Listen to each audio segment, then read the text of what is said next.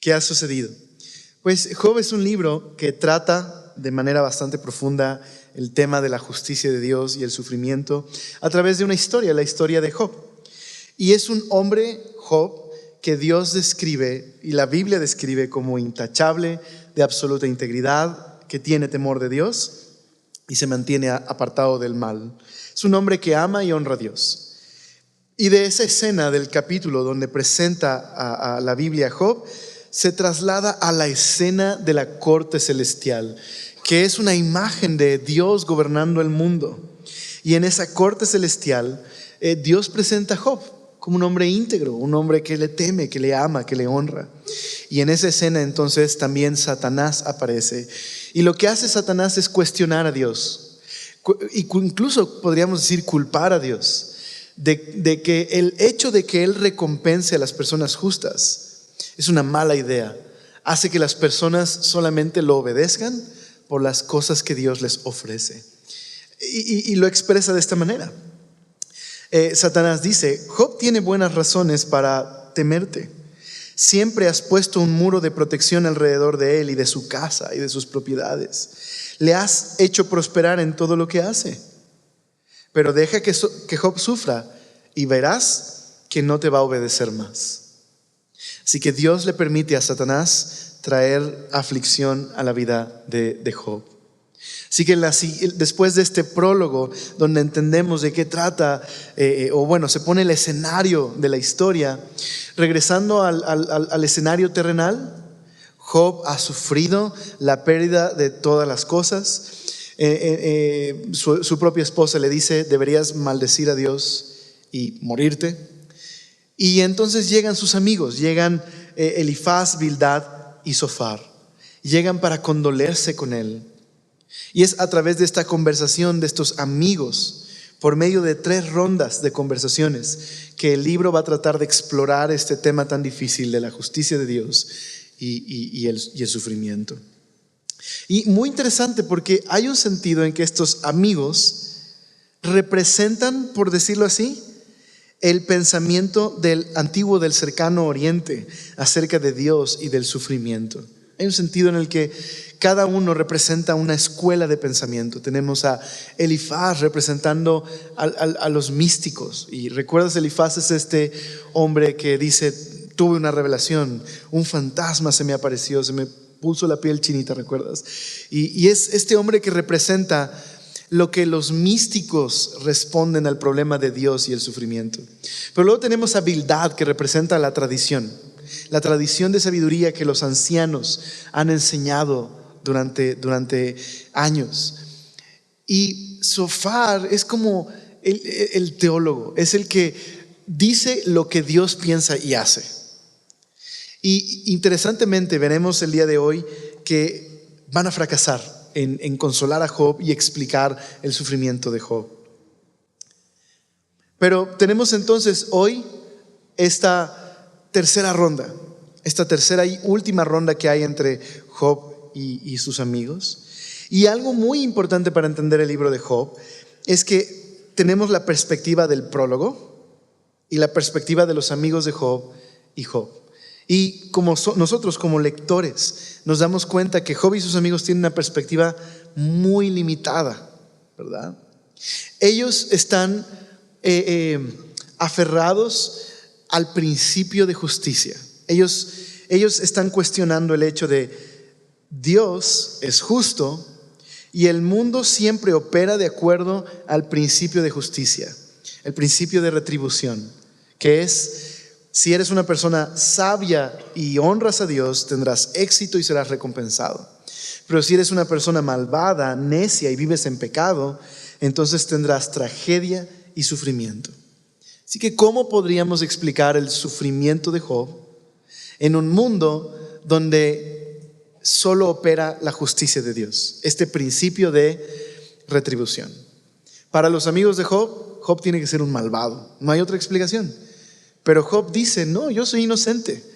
Más bien Dios no ha sido justo conmigo y Dios no ha sido consistente. Es más, Job se atreve a decir, aunque dice que con mucho temor, quizás todo este principio de justicia está roto porque Dios no hace algo con las personas que son malas y prosperan, y trae sufrimiento a los que son justos. Aunque recuerda, es importante entender algo. Job está en un carrusel de emociones, ¿ok? Y a momentos vemos a un Job muy confiado diciendo: yo espero a mi Redentor, sé que Dios me dará un mediador. Y por otros momentos lo vemos terriblemente angustiado diciendo: Dios me trajo amargura. Así que Job está bajo el sufrimiento, ¿ok? Pero lo último que vimos en Job es esta idea de que Job quiere presentar su caso delante de Dios y en cierta manera quisiera poder pedirle cuentas a Dios. ¿Por qué Dios permite que él esté sufriendo? Así que, ¿cuál será el resultado de esta tercera ronda? Oramos y leemos Job. Señor, gracias por ser tan bueno y gracias porque nos permites meditar este libro que es tan importante para nuestro crecimiento, nuestro entendimiento, Señor. Toda tu palabra es inspirada, Señor, por ti, y es útil, necesaria, y ayúdanos a madurar y a crecer a través de ella. Te lo rogamos en tu nombre. Amén. Acompáñame a Job, capítulo 22, por favor.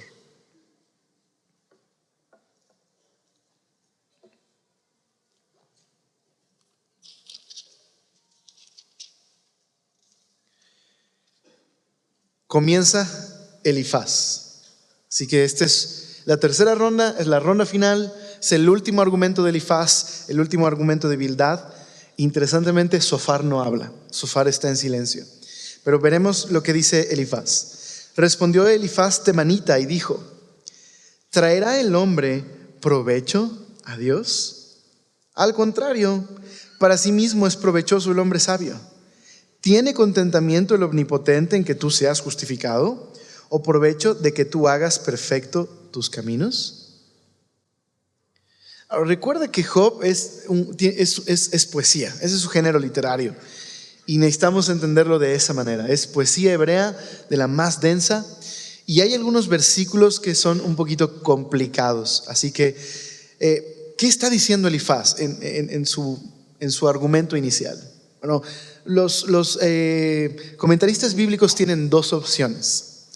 Por un lado, quizás Elifaz está diciendo esto: mira, Job, a Dios no le importa si una persona es sabia o recta. Dios no se beneficia de que tú seas íntegro. A Dios no le importa eso. Podría ser una posibilidad. La otra posibilidad, la otra interpretación es que Elifaz esté diciendo esto: ¿acaso, mi estimado Job, acaso un hombre valiente o sabio podría ser un intermediario ante Dios? ¿Podría algún mediador humano serte de algún beneficio? ¿Será que Dios te responderá favorablemente cuando tú trates de justificarte delante de Él? Tu mediador no te puede ayudar y tu supuesta defensa no te servirá de nada. Si recuerdas, podría ser esta también una buena posibilidad, ya que la semana pasada vimos que Job lo que quiere es presentar su caso ante Dios y él ha pedido, recuerdas, un goel, un mediador. Y quizás Elifaz le está diciendo: ¿de qué te va a servir tener un mediador delante de Dios? Podría ser esa otra opción. Bueno, indistinto de esto, lo que Elifaz le está diciendo a Job es necio lo que pides. Es necio y absurdo lo que estás pidiendo. Y entonces en el verso 4 dice Elifaz: ¿acaso te castiga o viene a juicio contigo a causa de tu piedad?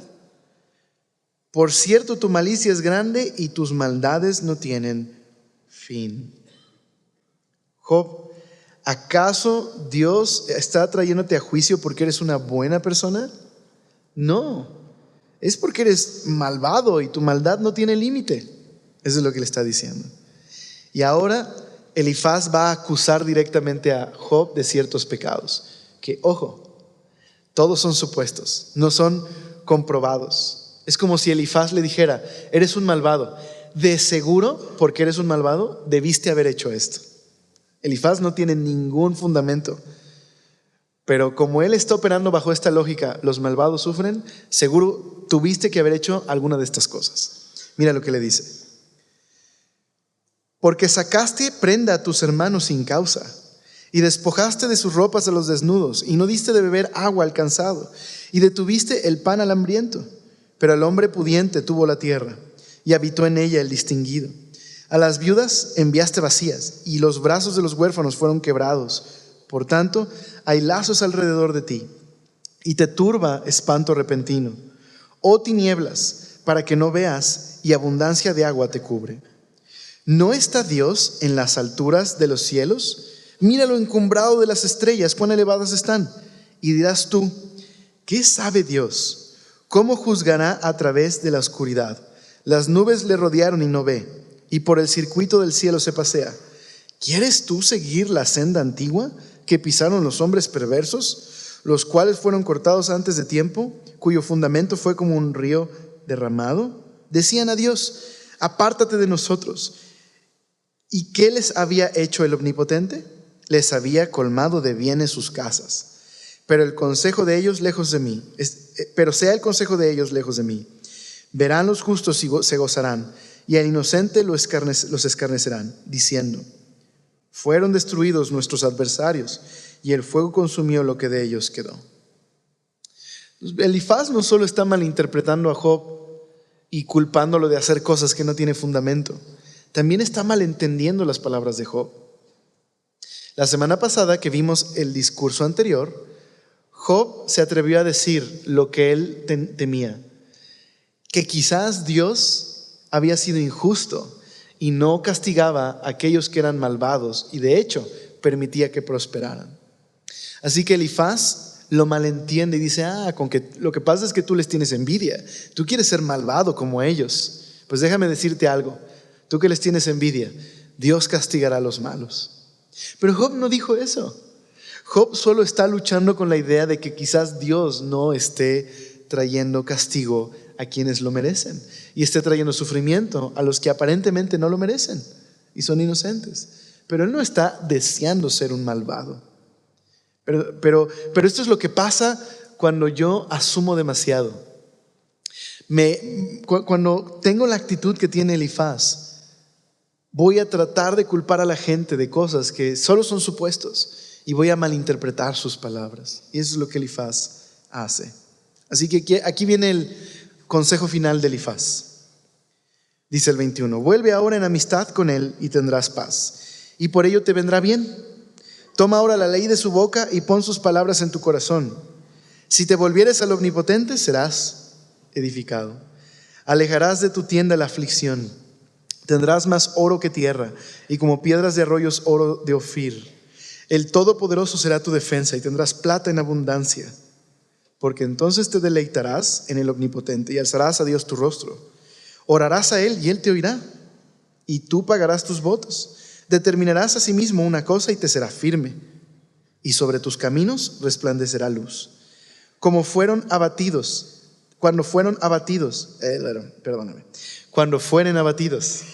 dirás tú, enaltecimiento habrá, y Dios salvará al humilde de ojos. Él libertará al inocente, y por la limpieza de tus manos, éste será librado. El consejo final de Elifaz es, Job, arrepiéntete, deja de quejarte y mejor restaura tu amistad con Dios. Así, todo lo que perdiste, Dios te lo va a devolver. Ahora, esto es muy importante. ¿Cuál fue la acusación que Satanás hizo en la corte celestial? Está mal que tú bendigas a los justos, porque solo te aman por lo que les das, los haces convenencieros. Y entonces, ¿qué hacen los amigos de Job? Sin querer se han convertido en portavoces del acusador. Hey, pídele perdón a Dios para que Él te restaure los beneficios que tenías antes. Solo que ahora la tentación es un poquito más sutil, porque lo que le dice Elifaz es, ¿te imaginas todo lo que podrías lograr si te vuelves en amistad con Dios? Hasta podrías influenciar a Dios mismo. Es más, podrías salvar a personas que claman ser inocentes y no tienen quien las defienda, como tú dices de tu caso. Entonces es más sutil la tentación. La tentación que Job ha estado recibiendo es querer restaurar su amistad con Dios solo por conveniencia. Y Job ha resistido esa tentación. Pero eso es parte de esta primera parte del libro de Job. Eso es lo que está en juego. Así que, ¿cómo responde Job? Capítulo 23. Respondió Job y dijo: hoy también hablaré con amargura, porque es más grave mi llaga que mi gemido. ¿Quién me diera el saber dónde hallar a Dios? Yo iría hasta su silla, expondría mi causa delante de él y llenaría mi boca de argumentos. Yo sabría lo que él me respondiese y entendería lo que me dijera. ¿Contendería conmigo con grandeza de fuerza? No, antes él me atendería. Allí el justo razonaría con él y yo escaparía para siempre de mi juez. Entonces Job le está diciendo a Elifaz: claro que está bien que busque presentar mi caso delante de Dios. Es más, ¿tú crees que Dios me rechazaría si yo me presentara delante de él? No, él me recibiría, podría razonar con él y él me explicaría. Entonces aquí vemos a un Job confiado.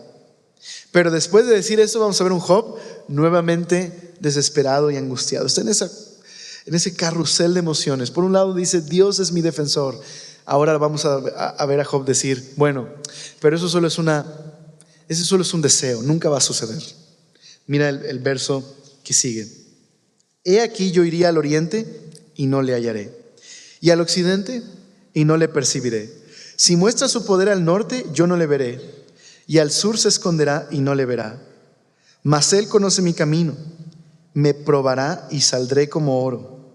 Mis pies han seguido sus pisadas, guardé su camino y no me aparté.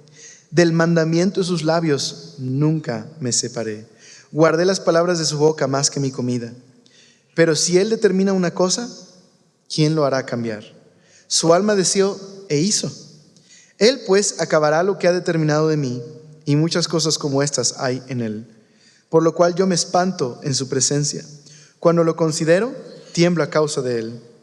Dios ha enervado mi corazón, me ha turbado el omnipotente. ¿Por qué no fui yo cortado delante de las tinieblas, ni fue cubierto con oscuridad mi rostro? Entonces Job confía en Dios, pero está desesperado. Y por un lado dice: yo voy a presentar mi caso delante de Dios, y por otro lado dice: no, jamás sucederá. Dios no voy a hallar a Dios aunque lo busque. Pero por otro lado dice Job: pero él sabe que soy inocente. Yo sé que él lo sabe. Yo sé que él sabe que he guardado sus palabras más que mi comida. Le he obedecido. Pero luego dice: pero ¿quién puede hacer cambiar a Dios de opinión? Lo que él ha determinado hacer, aunque yo me defienda, él lo va a hacer. Entonces de pronto es fatalista y de pronto está confiado y está luchando Job en su mente y en su corazón con todo esto. Se encuentra bajo mucho temor y angustia por el sufrimiento que está experimentando. Pero ahora en el capítulo 24, Job hace una reflexión. Su reflexión regresa al punto de la enseñanza anterior, de la conversación anterior. Pero ¿por qué Dios pareciera que no hace nada contra los injustos? Pareciera, ¿cómo decimos? Que se hace de la vista gorda, ¿recuerdas? Pero ¿por qué trae sufrimiento a aquellos que son justos? Dice el verso 1 del 24: puesto que no son ocultos los tiempos al Todopoderoso, ¿por qué los que le conocen no ven sus días? Traspasan los linderos, roban los ganados y los apacientan, se llevan el asno de los huérfanos y toman en prenda el buey de la viuda, hacen apartar del camino a los menesterosos, y todos los pobres de la tierra se esconden. He aquí como asnos monteses en el desierto, salen a su obra madrugando para robar. El desierto es mantenimiento de sus hijos. En el campo ciegan sus pastos y los impíos vendimian la viña ajena. Al desnudo hacen dormir sin ropa, sin tener cobertura contra el frío. Con las lluvias de los montes se mojan y abrazan las peñas por falta de abrigo. Quitan el pecho a los huérfanos y de sobre el pobre toman la prenda. Al desnudo hacen andar sin vestido, y a los hambrientos quitan las gavillas. Dentro de sus paredes exprimen el aceite, pisan los lagares y mueren de sed. Desde la ciudad gimen los moribundos y claman las almas de los heridos de muerte, pero Dios no atiende su oración. Entonces, mira, los malos hasta de madrugada se levantan para hacer lo malo y les salen bien sus planes y sus estrategias. Y aquellos que son vulnerables claman y pareciera que Dios no les responde. ¿Okay? Entonces, esta ha sido la reflexión dentro de los momentos de angustia que ha pasado Job. Dios está siendo injusto y está permitiendo que los malos prosperen, y sin embargo está trayendo sufrimiento a los justos. Dice el verso 13: ellos son los que, rebeldes a la luz, nunca conocieron sus caminos, ni estuvieron en sus veredas. A la luz se levanta el matador, mata al pobre y al necesitado. Y de noche es como ladrón. El ojo del adúltero está guardando la noche, diciendo: no me verá nadie, y esconde su rostro. En las tinieblas minan las casas que de día para sí señalaron. No conocen la luz, porque la mañana es para todos ellos como sombra de muerte. Si son conocidos, terrores de sombra de muerte los toman. ¿No te suena a las noticias? ¿No? A nuestra cultura, ¿verdad? Así que podríamos identificarnos con Job, ¿verdad? Cómo se siente cuando ve a su alrededor y reflexiona sobre esto. Pero ¿recuerdas de qué acusó Elifaz a Job? Eres un malvado. Y es más, te da envidia que a los malvados les da bien. Tú quieres ser como ellos. Ahora Job le va a responder: con todo y que está tan angustiado, con el hecho de pensar que Dios podría no estar haciendo nada por castigar a los que lo merecen, y sin embargo trae sufrimiento sobre los justos. Ahora Job dice: pero yo no deseo ser un malvado. Yo sé una cosa: aunque estoy totalmente angustiado al ver esta experiencia en mi vida, el futuro de los malvados es destrucción. Entonces mira lo que dice el verso número 18: huyen ligeros como corrientes de aguas, su porción es maldita en la tierra.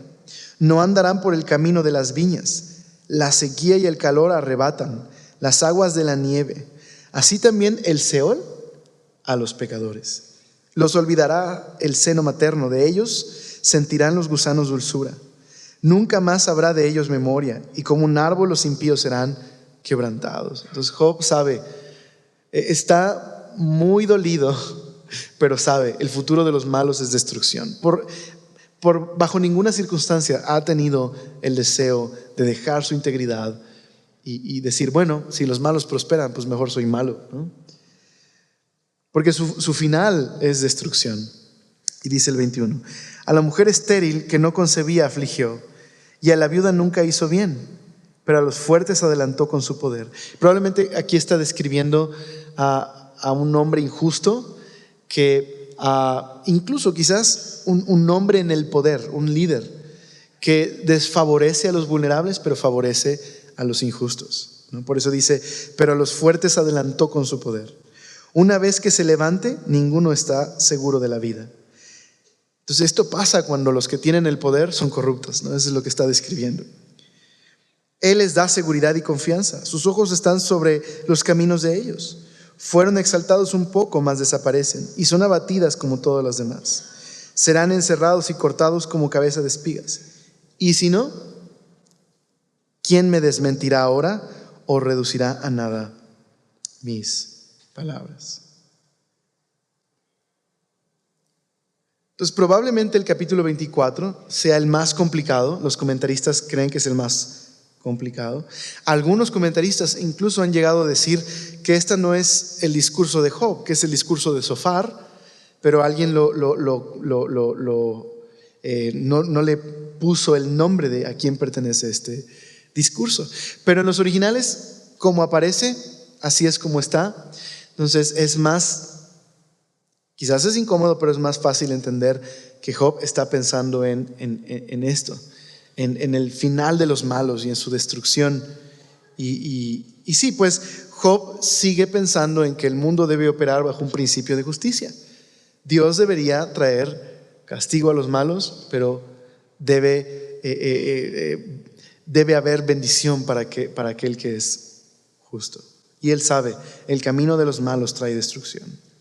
Pero ahora es el turno de Bildad. Y Bildad solo va a hablar 6 versículos. Y es su último discurso. Entonces dice el verso 1.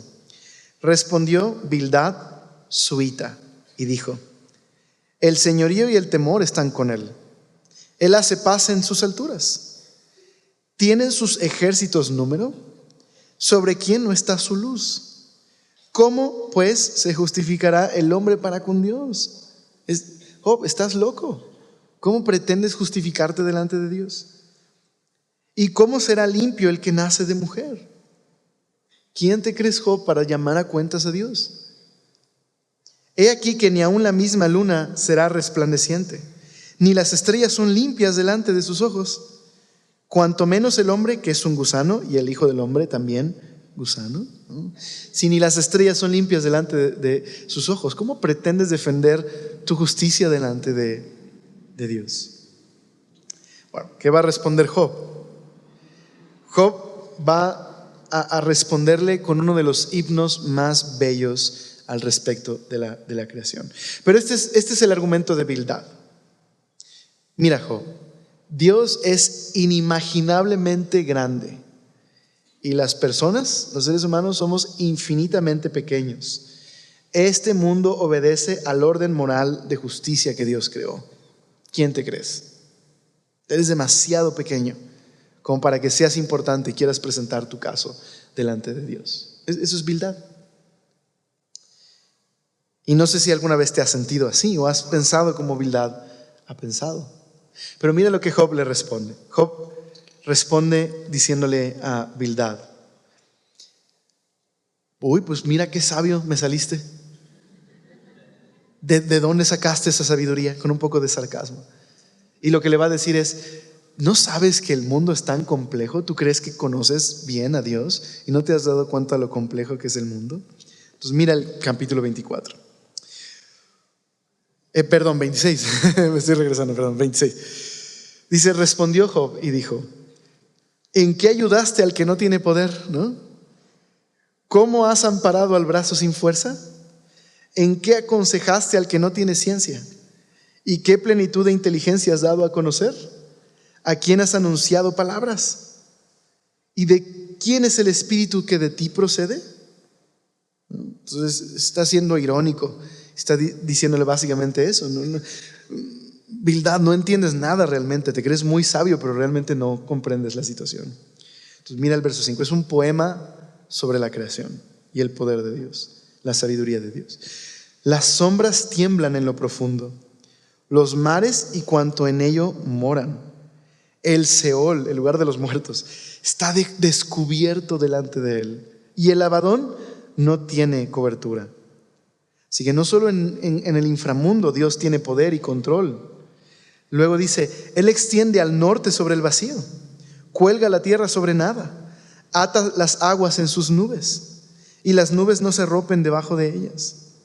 Él encubre la faz de su trono y sobre él extiende su nube. Puso límite a la superficie de las aguas, hasta el fin de la luz y las tinieblas. Las columnas del cielo tiemblan y se espantan a su reprensión. Él agita el mar con su poder y con su entendimiento hiere la arrogancia suya.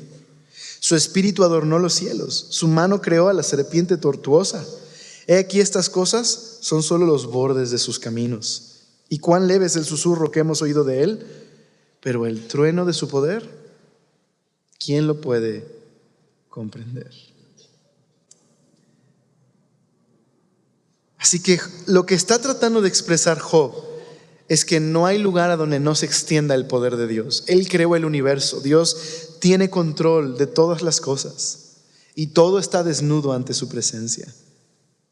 Y de una forma muy poética lo hace. Déjame leerte en la NTV como lo expresa, pero el punto de Job es que Dios es el que ha traído propósito, orden, funcionalidad y belleza al cosmos. Nada se escapa de su poder y su control. Así que Bildad, no sabes lo que dices. Es demasiado complejo este universo y Dios es quien lo gobierna. ¿Quién puede comprender eso? ¿Quién puede comprender el trueno de su poder? ¿Quién puede ser más sabio que Dios? Y la NTV dice de uno de estos versos: Él creó el horizonte cuando separó las aguas, estableció los límites entre el día y la noche. Nada más eso, imagina. Los cimientos del cielo tiemblan y se estremecen ante su reprensión. El mar se calmó por su poder. Con su destreza aplastó al gran monstruo marino. Su espíritu hizo hermosos los cielos y su poder atravesó a la serpiente deslizante. Eso solo es el comienzo de todo lo que hace. Y apenas un susurro de su poder. ¿Quién podrá entonces comprender el trueno de su poder? El texto menciona una serpiente tortuosa y también una serpiente deslizante. ¿A qué se refiere esto? Bueno, nuevamente comentaristas argumentan puede ser algunas posibilidades. Quizás Job está haciendo referencia a animales primitivos, incluso algunos creen dinosaurios, o algunas bestias que tenían esos nombres en ese momento y que parecían incontrolables, ¿no? Más adelante el texto va a hablar de el Behemoth y el Leviatán, ¿no? Pero podría ser esto, que esté refiriéndose a estas criaturas inmensas que parecen incontrolables. O podría ser que Job esté prestando de la poesía y de las historias poéticas de esta época. No necesariamente que Job lo crea, sino que era cultura popular. Y en la mitología de la cultura popular había algunas bestias. Lo que creían los antiguos es que el mundo era una esfera primordial de poder, de donde salen los dioses y donde sale el caos y las bestias del caos. Y algunos de estas serpientes y monstruos eran bestias del caos. Y la idea es que eran bestias incontrolables que hasta los dioses les tenían miedo. ¿Okay? Y quizás si Job está prestando de la poesía, está usando la poesía para decir algo sobre Dios, ¿no? Sería, aún estas bestias incontrolables, es Dios quien las creó y quien las controla, ¿no? Déjenme poner una especie de analogía para entender lo que quizás está diciendo Job. ¿Vieron Furia de Titanes alguna vez? Está la viejita, ¿verdad? La versión viejita. ¿Y vieron la nueva película? Bueno, si la viste o no la viste, hay una criatura mítica en la película llamada el Kraken, y todo gira alrededor de que los dioses del Olimpo van a soltar a alguno de los titanes de la mitología griega, el Kraken. Y el Kraken es una bestia temible que hasta los dioses le tienen pavor, porque de hecho el Kraken se comió a los papás de los dioses. Entonces es una bestia incontrolable, ¿okay? El texto es como si estuviera diciendo así, poéticamente: si existiera el Kraken, sería la mascota de Dios. ¿Sí me explico? Le diría: ven Kraken. ¿Sí me explico? Es como la imagen que quiere decir. Imagínate la bestia más caótica, impresionante, incontrolable. Ya sea que esté hablando de dinosaurios, bestias, animales, ya sea que esté prestando de la cultura y la poesía, el punto es este: Dios tiene un poder increíble, se extiende sobre toda la creación. No hay nadie más poderoso y más sabio que Dios. Bildad, ¿quién te crees? ¿Quién puede entender la sabiduría y el poder de Dios? Y de hecho, eso es precisamente lo que Job va a escuchar más adelante que Dios le va a decir. Cuando por fin Job le diga a Dios: por favor, respóndeme. Job va a recibir una respuesta de Dios. Dios no le va a explicar por qué sufrió, pero lo que va a hacer Dios es llevarle por un tour de la creación. Y aunque es spoiler un poquito, pero lo que le va a decir Dios a Job es: ok, te invito a que un día trates de gobernar el universo con toda su complejidad. ¿Serías suficientemente sabio para hacerlo? A ver, establece tu justicia en el mundo. Y la respuesta de Job va a ser: de oídas te había oído nada más. Entonces, al final vamos a ver que realmente este es el asunto. Job y sus amigos han estado aferrados al principio de justicia y han ignorado que no solo se trata de la justicia en el gobierno de Dios en el mundo, se trata de un Dios que también es sabio y tiene un propósito para las cosas que hace en el mundo. Entonces, bueno, recuerda eso para cuando más adelante vayamos avanzando. Y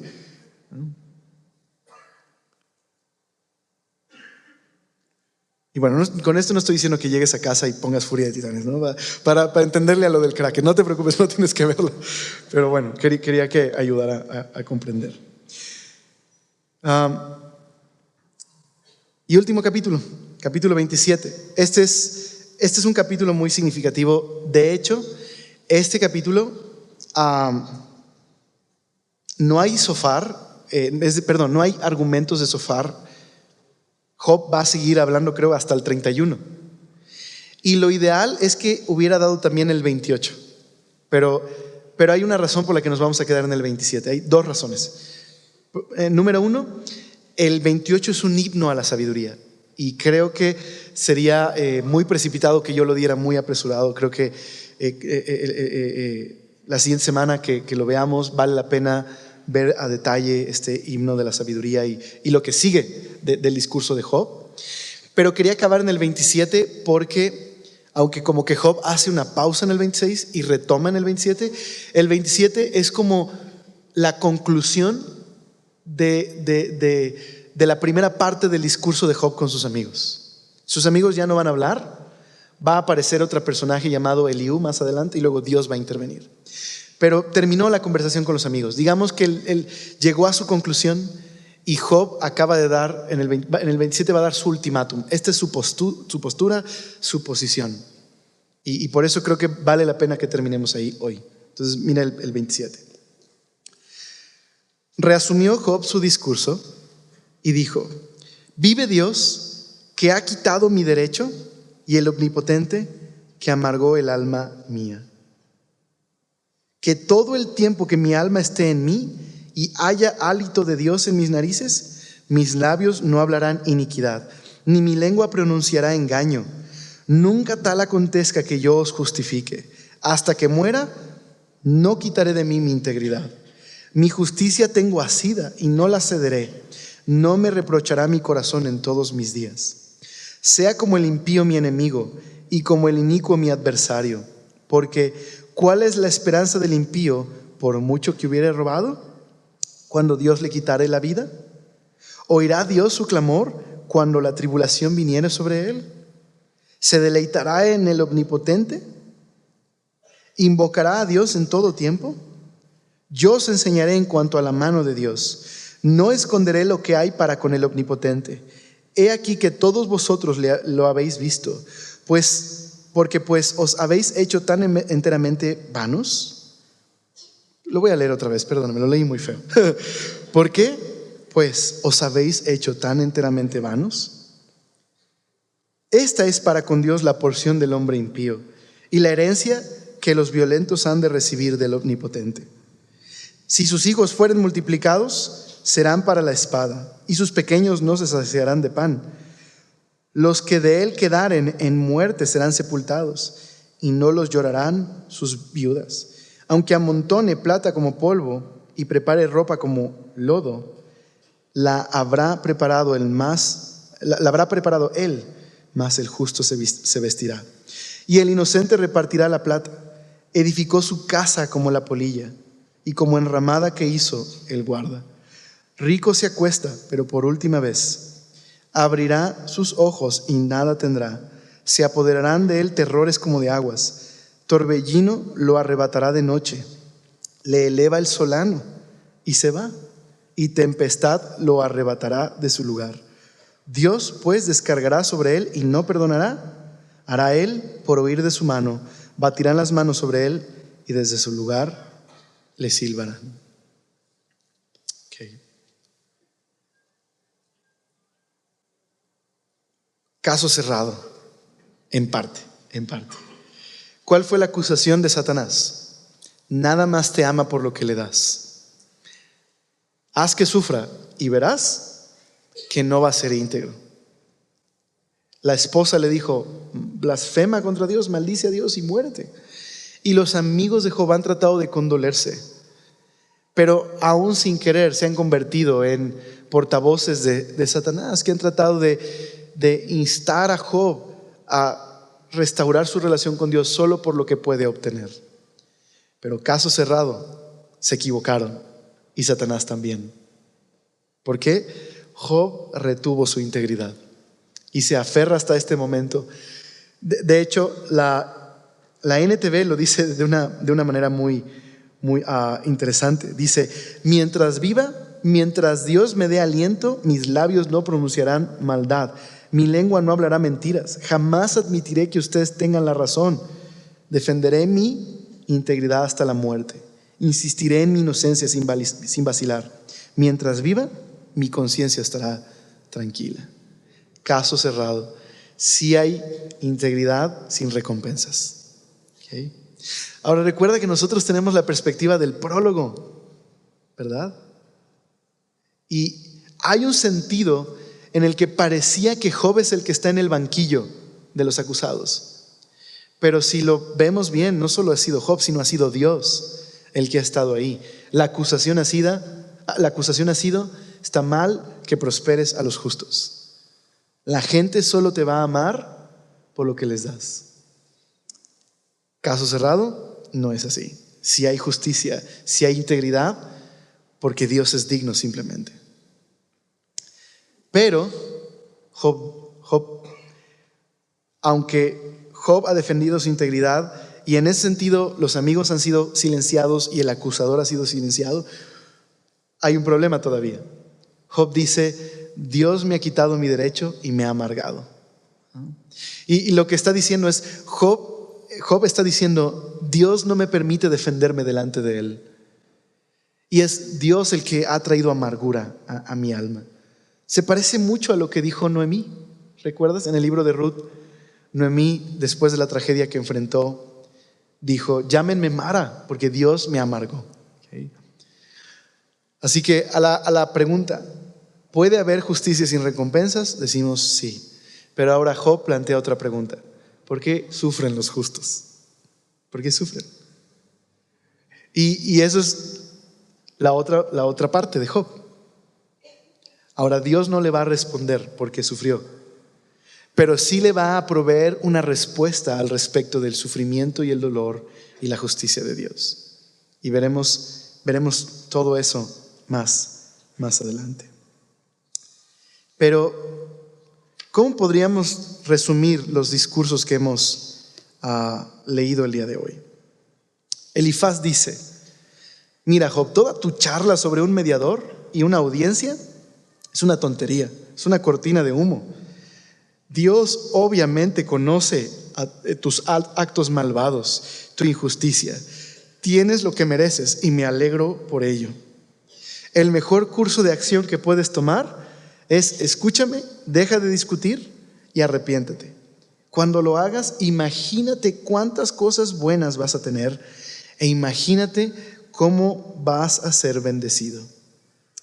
Y Job le dice: si tan solo pudiera encontrar a Dios, pero eso es inútil, no va a suceder. Pero soy inocente, Él lo sabe. Pero qué posición tan aterradora en la que estoy. ¿Por qué Dios no hace algo al respecto? Las personas injustas hacen lo que quieren y no tienen que rendirle cuentas a nadie, mientras que las personas pobres tratan de evitar el sufrimiento y viven bajo la tiranía de los malos. Los criminales se dedican a los negocios malos sin restricciones. Aún así, todavía estoy convencido de que el futuro de esas personas es destrucción y su maldad los alcanzará a su tiempo. Luego viene Bildad. Mira, Job, Dios es inimaginablemente grande y los seres humanos intrínsecamente defectuosos, y en última instancia no importa. Y lo que Job le dice es: tu posición es muy absurda, Bildad, y es poco convincente. Te has estado refiriendo a Dios como un orden establecido, pero ni siquiera has comprendido la inmensidad de la obra de Dios en el mundo. Sin embargo, a pesar de que Dios ha creado este mundo con un orden, solo ha traído desorden a mi vida.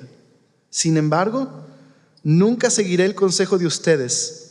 Mi justicia es todo lo que tengo. Me aferraré a ella hasta el final. Se han convertido en mis enemigos y en enemigos de Dios. Así que ustedes saben lo que les espera. Y eso es estos capítulos. Ok.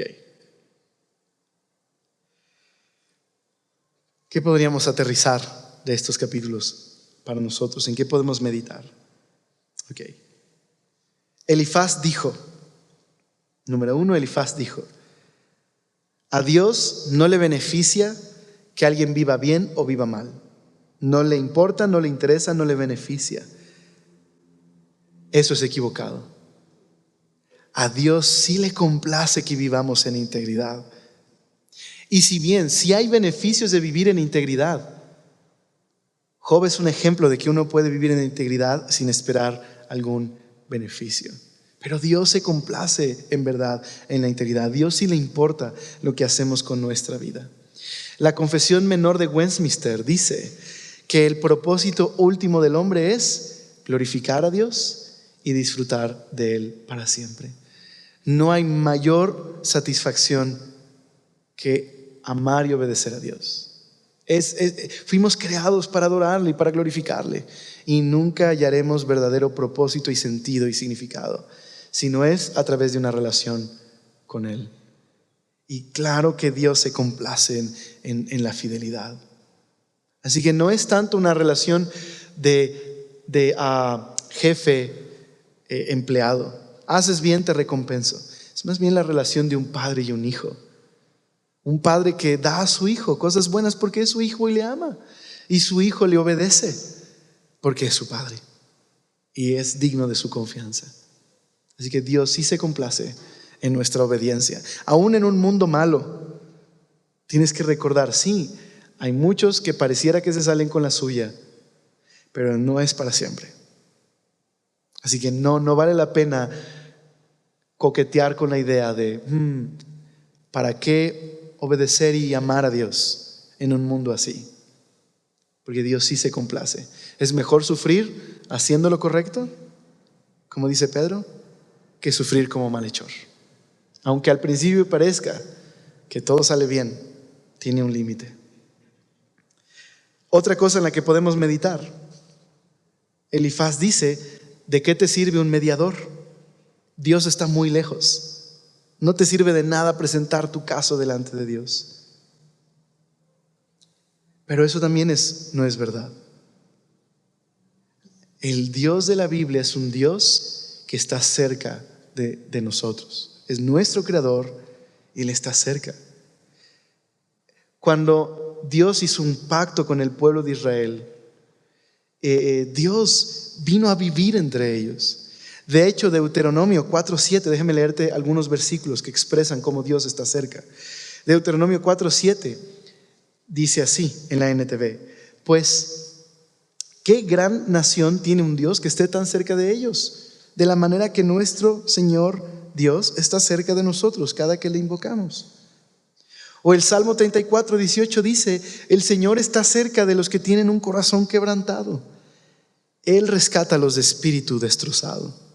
El Salmo 145 dice: el Señor está cerca de todos los que lo invocan. Sí, de todos los que lo invocan de verdad. Mi querida familia, la verdad más importante de la historia que narra la Biblia es que Dios se ha acercado a nosotros. Es la verdad central del cristianismo, que a Jesús es llamado Emmanuel, Dios con nosotros, que Dios se hizo carne y vino a habitar entre nosotros y vimos su gloria. Que Jesús tomó nuestros pecados. Dios se hizo carne por medio de Jesús, y Jesús llevó nuestra injusticia y nuestro pecado y nuestro dolor y quebranto a la cruz. Se ha identificado con nosotros y nuestro dolor. Al que no había cometido pecado, Dios lo trató como pecador, para que nosotros a través de Jesús seamos justificados. Así que, si bien tiene razón en parte Elifaz y Bildad cuando le dicen a Job: Tú no deberías tratar de justificarte delante de Dios. Hay un sentido en el que tiene razón. Job es inocente y ahora vamos a eso. Pero, ¿sabes? Ninguno de nosotros podríamos justificarnos delante de Dios, y menos delante de un Dios santo. Pero por eso tenemos un mediador. Jesús es quien se ha puesto en la brecha por nosotros, entre un Dios santo y una humanidad quebrantada. Él es nuestro mediador y Él es el que nos justifica. Por medio de Él podemos entrar en una relación correcta con Dios. Dios en su amor ha enviado a Jesús para rescatarnos y justificarnos delante de Él. Y esa es la gran verdad. Dice Timoteo que hay un solo mediador entre Dios y los hombres, Jesucristo, hombre. Así que este es el punto central de la historia bíblica. Dios se ha hecho hombre, Dios se ha acercado a nosotros, Dios se ha dado a conocer, ha hablado y ha hablado por medio especialmente de Jesús. Pero al final, una última cosa en que meditar.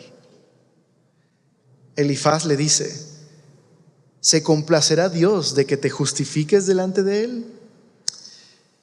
Y en ese sentido, no. Job quiere una explicación. Quisiera poder llamar a cuentas a Dios. Quisiera poder defenderse delante de Dios y decir: Dios, ok, ¿qué onda? ¿Qué está pasando aquí? ¿Por qué parece que no haces nada con quienes deberías tú estar castigando? ¿Y por qué traes sufrimiento sobre los justos?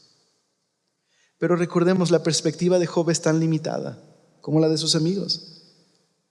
Dios no es un enemigo de Job, aunque Job piensa eso. Pero nosotros tenemos el prólogo y sabemos que no es así. Así que Job quiere llamar a cuentas a Dios, pero ignora algo. Ignora que su perspectiva es limitada. E ignora, como él mismo le dijo a Bildad, ignora lo sabio y lo complejo que es Dios. Pero nosotros a veces hacemos eso. A veces con nuestras expresiones como ¿por qué a mí? ¿Por qué esto? Es decir, ojo, Job no blasfemó contra Dios. Y muy chistoso, yo sé que el pastor lo va a explicar bien, pero al final del libro de Job, Dios dice de Job: todo lo que él dijo de mí está bien. Evidentemente no se refiere a que todo lo que dijo Job es verdad, ¿verdad?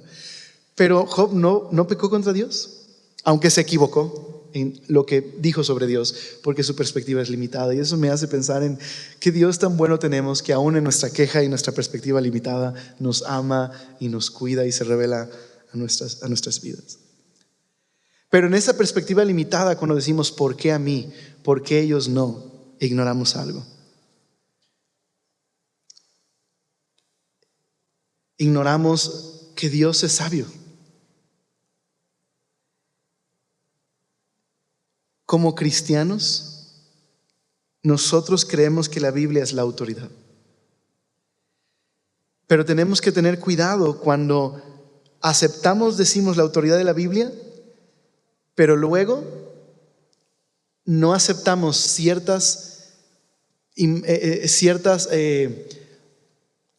no aceptamos la postura que nos da la Biblia sobre quién es Dios. Cuando hay algo que nos gusta sobre Dios, lo aceptamos. Cuando hay algo que nos incomoda sobre Dios, no lo aceptamos o lo reinterpretamos y nos hacemos nuestra propia imagen de Dios. Y eso no es aceptar la autoridad de la Biblia. Cuando hacemos esto, cuando nos preguntamos el por qué y cómo debería de ser, estamos sugiriendo sutilmente que podríamos hacer mejor las cosas que Dios, que somos más sabios, somos más inteligentes, podríamos ser más compasivos o más misericordiosos o más amorosos o más justos que Dios. Y olvidamos que nuestra perspectiva es tan limitada. Como Dios le dirá a Job al final: te invito a que tú gobiernes el universo un día. Sin duda alguna, Dios nos da la libertad de expresar nuestra queja. Pero por otro lado, tenemos que reconocer que muchas veces esta queja proviene de una imagen equivocada sobre Dios y de, en cierta manera, insinuar que haríamos mejor las cosas si estuviéramos al mando. Si tú me preguntaras, Dios, yo te sugeriría un par de cosas. Creo que saldría mejor. Pero es que cuando uno está bajo el sufrimiento, es difícil, ¿verdad? Es difícil. Y Dios puede con eso. Y es preferible que luchemos con el problema del dolor a que lo ignoremos. Es necesario para nuestra fe, nuestro crecimiento, para conocer más a Dios. Pero creo que ahí es donde está el problema. Job y sus amigos han tratado de aferrarse a alguna explicación lógica. Y cuando no cuadra, algo tiene que estar mal. Y sabes, es interesante porque no solo es una cuestión de Job y sus amigos, es una cuestión de la humanidad. Un amigo mío me prestó, me compartió de un libro de Timothy Keller acerca del sufrimiento.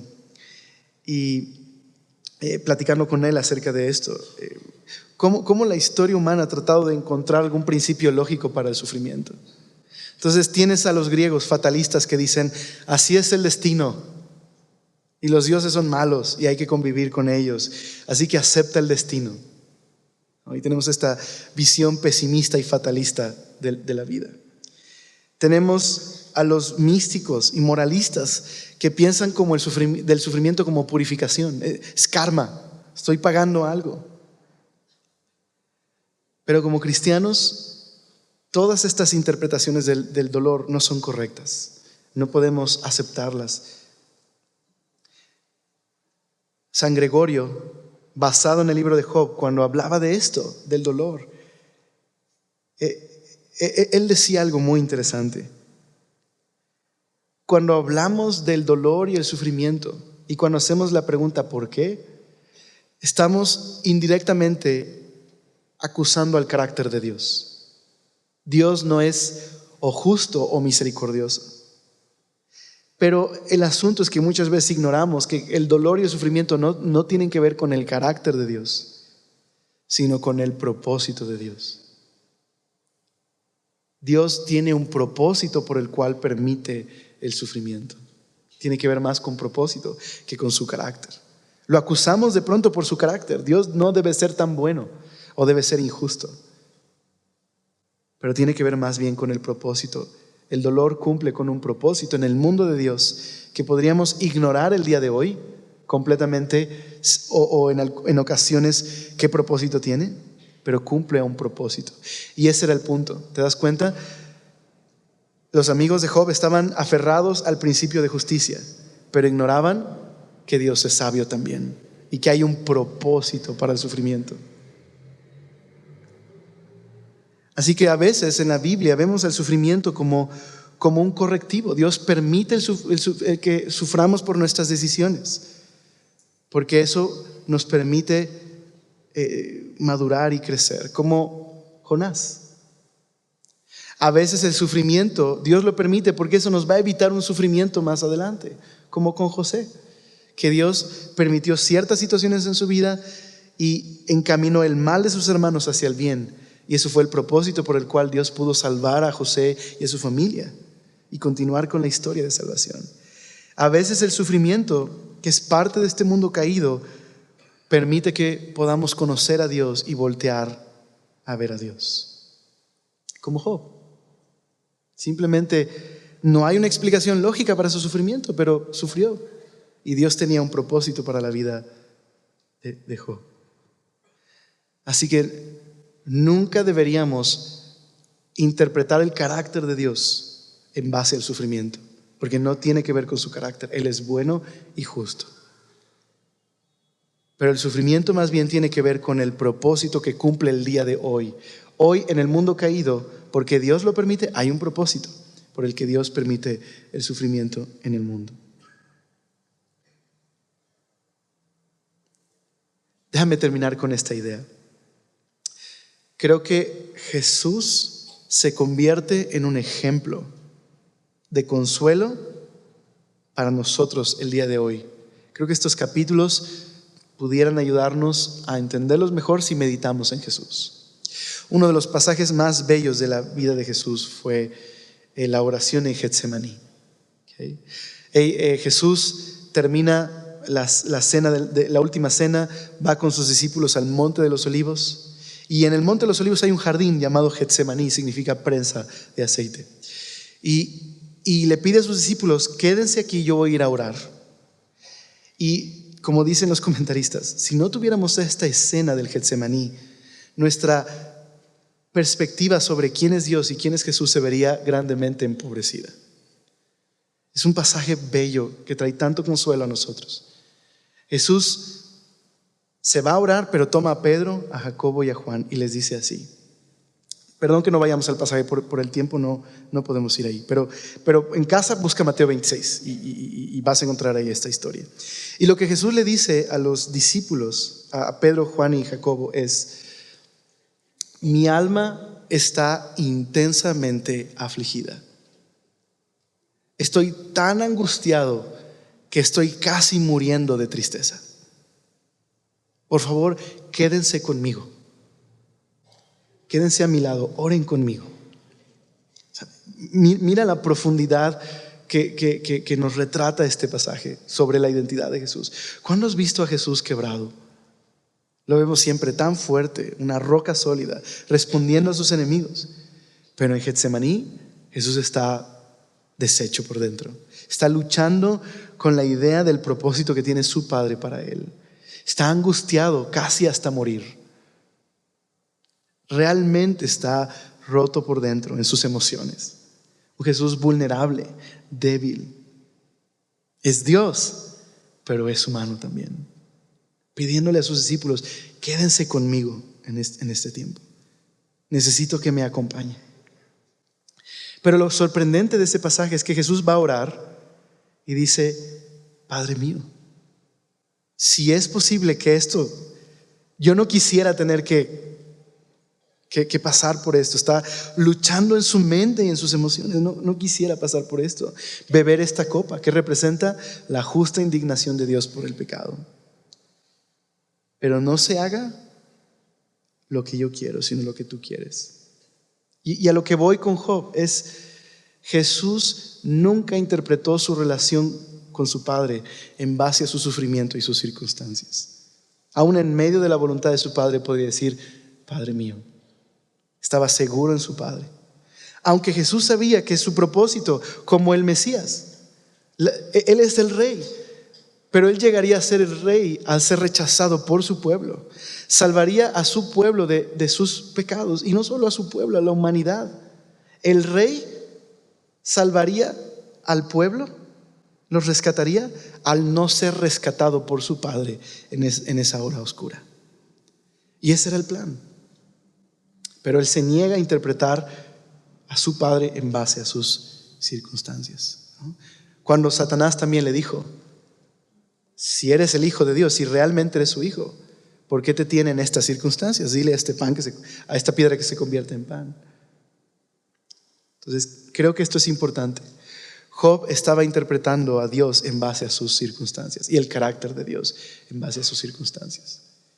Pero Jesús nos enseña que no deberíamos hacer esto, que podemos confiar en un Dios bueno, que tiene un buen propósito para nosotros, que es sabio, y que sí, el dolor el día de hoy tiene un propósito. Dios lo permite con un propósito, y puedo confiar en Él, puedo descansar en Él. Quizás no voy a tener siempre respuestas, pero puedo confiar en Él. Es digno de mi confianza. Es mi Padre bueno. Puedo confiar en su sabiduría. Puedo confiar en que Él ve algo que yo no veo. ¿Sí me explico? Es un llamado a confiar en Él. No es fe ciega. ¿Hay buenas razones para confiar en tu Padre? Pues aún en esto, donde quizás no siempre sepamos, puedes confiar en Él. Él es bueno y tiene un propósito. Y sabes, tiene razón Job, no siempre será así. Un día Dios vendrá y establecerá justicia para siempre. Pero mientras, puedes confiar en Él. Entonces, esta es la invitación del pasaje de hoy para nosotros. Confiemos en Dios, que es sabio y bueno. Y recuerda esto: no interpretes el carácter de Dios y su amor por Él en base a lo que estás pasando, sino que sea la oportunidad para que sepas lo siguiente: cuando sufrimos, Él está con nosotros. Pero hay un sentido que cuando sufrimos también estamos ahí con Jesús.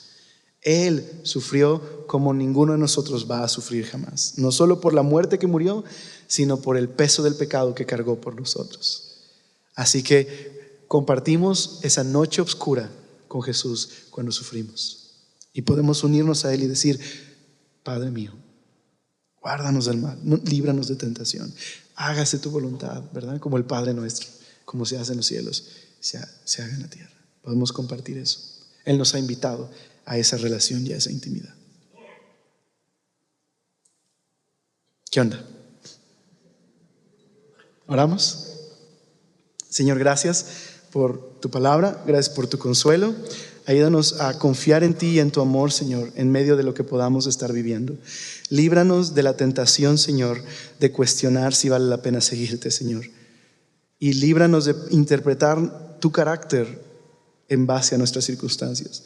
Ayúdanos a confiar en que eres bueno y nos amas, Señor, y que hay buenas razones para confiar en ti, Señor, porque la cruz nos enseña tu amor, Señor, y tu propósito. Gracias, Señor. Amén.